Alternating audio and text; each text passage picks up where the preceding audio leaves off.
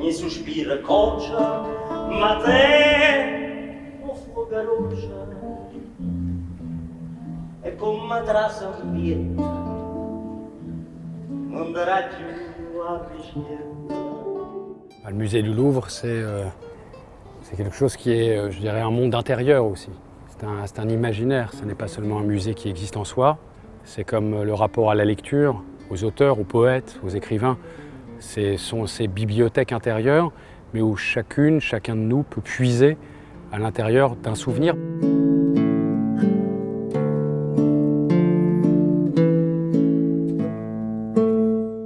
Le mot théâtre en grec veut dire l'endroit d'où l'on regarde.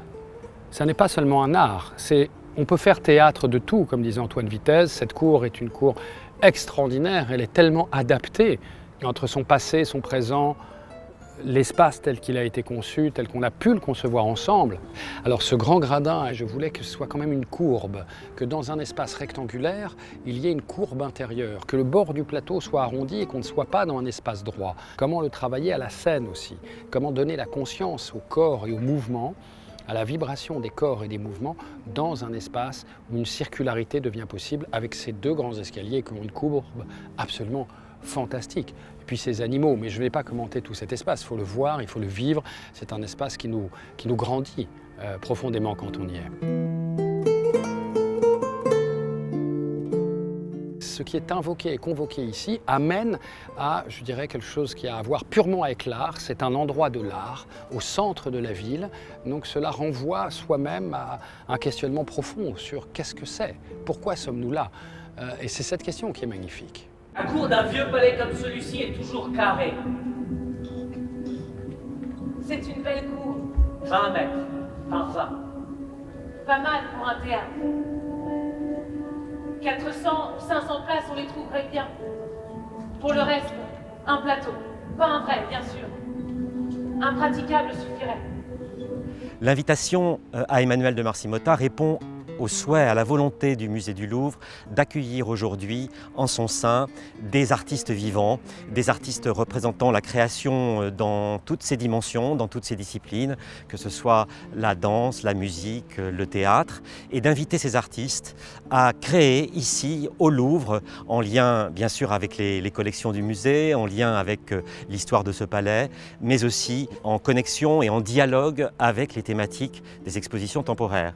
Nous avons en ce moment cette grande exposition Naples à Paris, et il se trouve qu'Emmanuel de Marcy-Motta est l'un des meilleurs défenseurs de l'œuvre d'Edoardo de Filippo. Edoardo de Filippo, c'est peut-être l'un des plus grands dramaturges italiens et surtout un dramaturge napolitain qui incarne à lui seul l'esprit de Naples.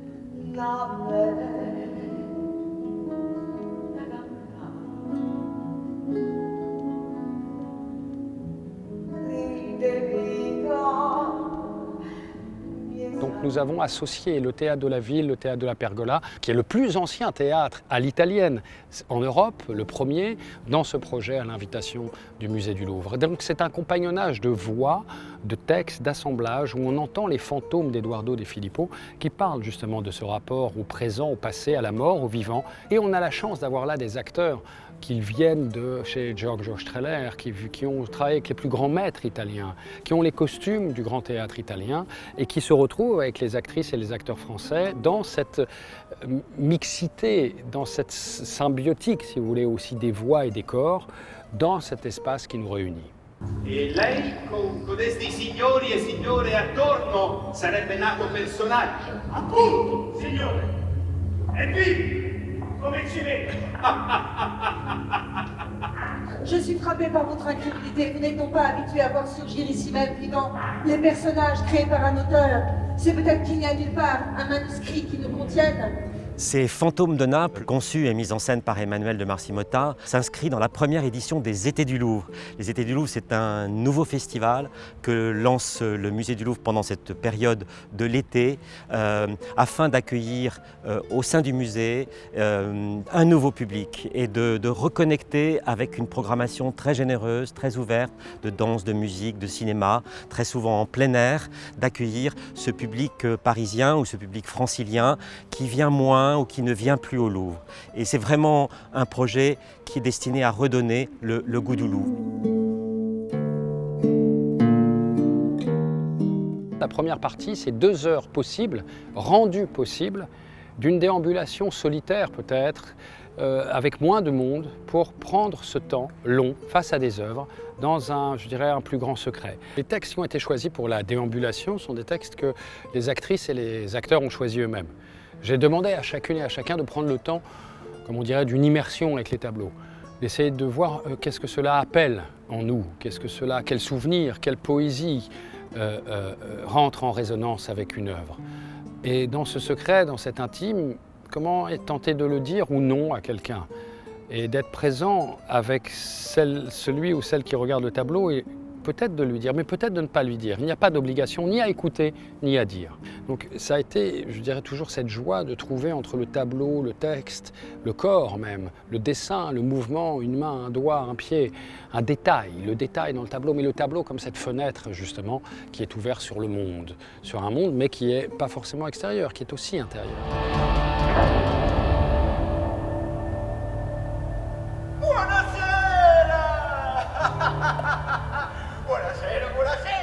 Très, très important l'opportunité que nous a donnée le Louvre, un musée.